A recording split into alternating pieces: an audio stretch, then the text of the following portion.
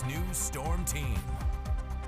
Welcome back to KX News at 4. Everyone, meteorologist Hunter Binstock here. Going to start off, we'll look at our weather alerts across the state. Now, we really don't have that much out there this afternoon, but we do have a red flag warning out there in northeastern Montana. It's going to be valid until Wednesday, 7 p.m. Mountain Daylight Time. This is going to be for relative humidities in those low teens. Our winds are going to be gusting up to 30 miles per hour, as well as those temperatures this afternoon, getting into that 70 to 75 degree range. So some overall warmer temperatures this afternoon.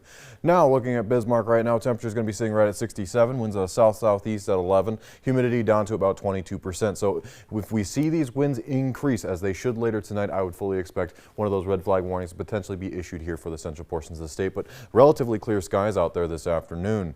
Williston temperature is going to be right at 70 degrees, winds south at 17. No wind chill for them, humidity down to 18%. So over the next couple of days here, we should be getting some random, hoping to see this number improve quite a bit.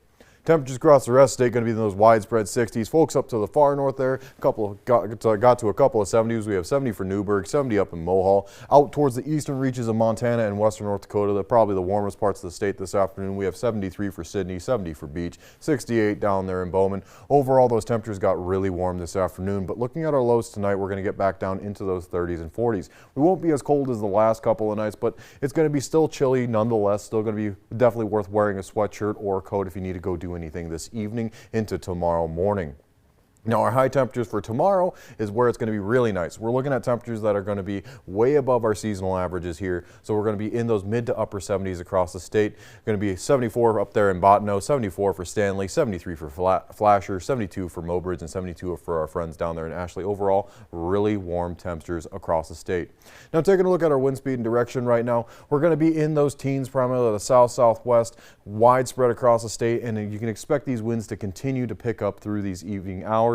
And we're going to be having gusts this afternoon as well. We have gusts in those teens into the 20s, and a couple of folks out there are going to see those 30s. We have 30 for Dickinson, 31 for Beach, 17 down in Linton. Now, looking at our precision cast here for the next couple of days, we're going to have those clouds building in this evening, and then we're going to see the rain chances come in for tomorrow.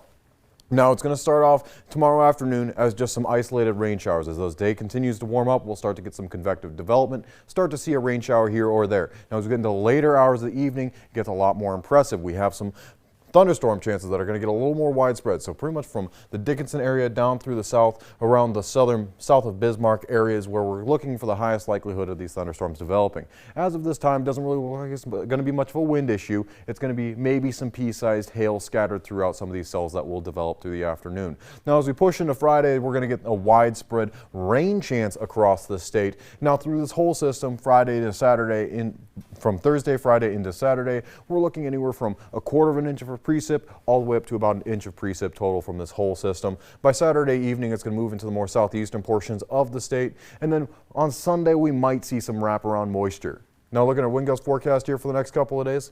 Well, I guess we're not going to. Looks like Max is having some troubles. Looking at Williston right now, looking at Williston's 5-day forecast here, we're going to start off at 75 for tomorrow, 66 on Friday, 56 on Saturday, keeping those 50s through the week until we get to Monday at 65 degrees. Thursday, 40% for our chance of rain, maybe seeing an isolated lightning strike up towards the Williston area. Your Dickinson 5-day forecast starting off at 75 tomorrow. We got that thunderstorm chance, a pretty high chance of that as well, getting to the 60s for Friday, 50s over the weekend, and 65 for Monday. And look at your Minot 7-day forecast.